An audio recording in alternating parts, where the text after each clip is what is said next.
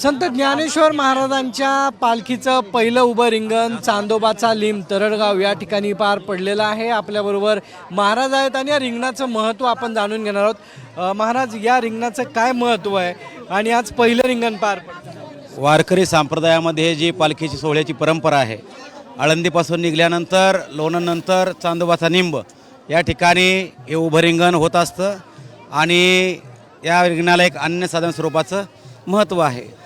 पूर्ण समाज या ठिकाणी मोठ्या संख्येने जमत असतो आणि पालखी सोहळ्याचा आनंद या ठिकाणी घेत असतो। संतांची चरणधुली आपल्याला लागावी या भूमिकेतून अशा प्रकारचे हे रिंगणं असतात किंवा असे सोहळे असतात। संत चरणरजनाचं महत्त्व किती आहे? संत चरणरज लागता सहज, वासनेचे बीज जळून जाई, मग रामनामे उपजे आवडी, मग सुख घोडोघोडी वाढू लागे। अशा प्रकारचा हा सोहळा आहे।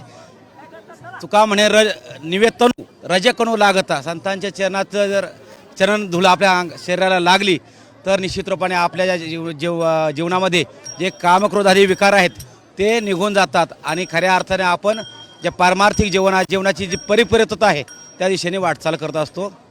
उभं रिंगण म्हणजे काय असतं? अश्व येतो आणि उभं रिंगण आणि गोल रिंगण असे दोन रिंगणाचे प्रकार आहेत।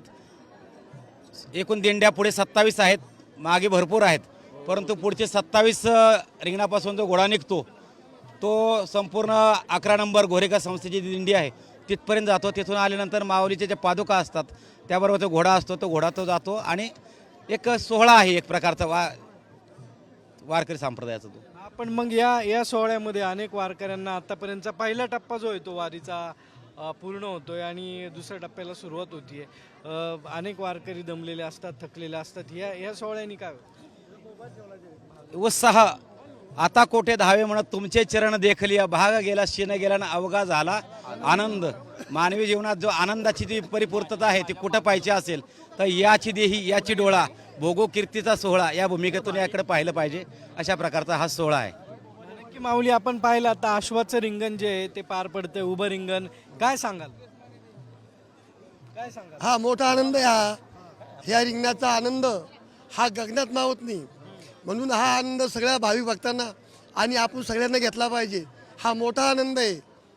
कुठून आले? आम्ही जालन्यावर आलो, जालना। किती वर्ष झाली वारी करत? मग मी 9-10 वर्षापासून वारी करतो मी। हो, काय वाटतं वारी? आनंद वाटतो, आनंदाची वारी आहे, आनंदाची। हा वा महाराज, वारीमध्ये तुम्ही सहभागी आहेत, काय सांगाल? वारीचं वर्णन कसं कराल?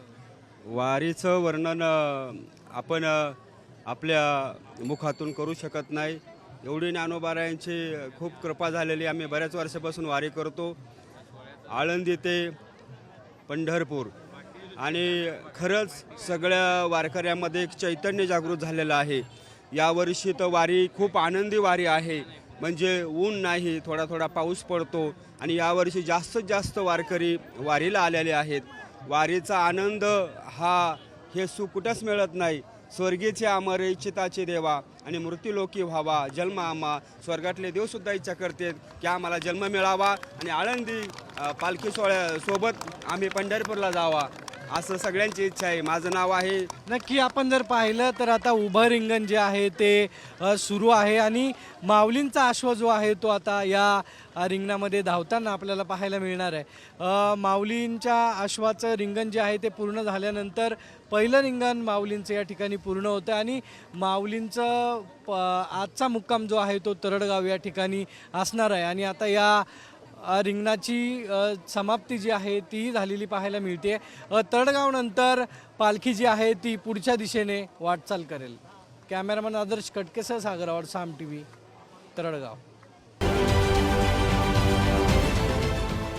देश विदेशातील प्रत्येक घडामोडींचे लाईव्ह अपडेट मिळवण्यासाठी आता साम टीव्हीच्या सर्व सोशल मीडिया प्लॅटफॉर्मला लाईक, फॉलो आणि सबस्क्राईब करा। तसंच सर्व नोटिफिकेशनसाठी बेल आयकॉन प्रेस करायला विसरू नका।